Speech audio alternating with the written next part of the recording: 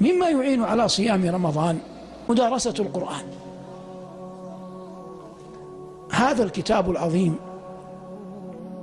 أنزله الله هدى ونور، وجعله تبارك وتعالى ذكرا أي شرفا لأمة محمد صلى الله عليه وسلم، وقال جل ذكره: وإنه لذكر لك ولقومك وسوف تسألون. وقال: وكذلك أوحينا إليك روحا من أمرنا ما كنت تدري ما الكتاب ولا الإيمان ولكن جعلناه نورا نهدي به من نشاء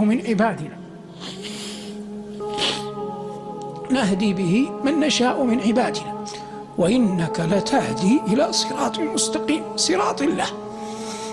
بين جل وعلا أنه أعظم ما أنزل على قلب نبي، قال: وإنه لتنزيل رب العالمين نزل به الروح الأمين على قلبك لتكون من المنذرين بلسان عربي مبين، حتى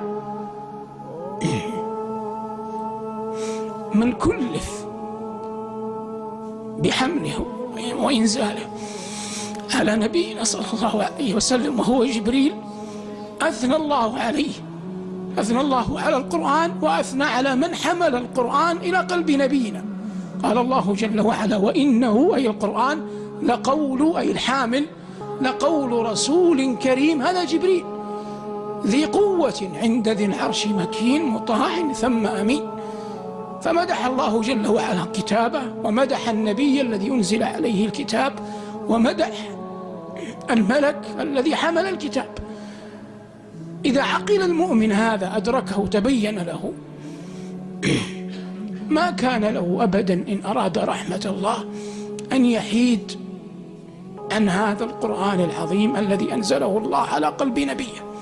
فإذا نقل بالسند الصحيح كما في البخاري وغيره أنه صلى الله عليه وسلم كان جبرائيل يدارسه القرآن كل يوم في رمضان، ما كان يسع المؤمن أبدا إلا أن يكون الإنسان معذورا بعمل أو بالقيام على مريض أو بما أشبه ذلك من الأعذار، أن يتخلى على أن يتدبر أو يتلو من قبل كلام ربه جل وعلا. لا أقول ألف لام ميم حرف يقول صلى الله عليه وسلم، ولكن ألف حرف ولام حرف وميم حرف، والحسنة ب10 أمثالها. ويقول: اقرأوا الزهروين البقرة وآل عمران فإنهما يأتيان يوم القيامة، ثم ذكر كيف أنهما يحجان عن أصحابهما.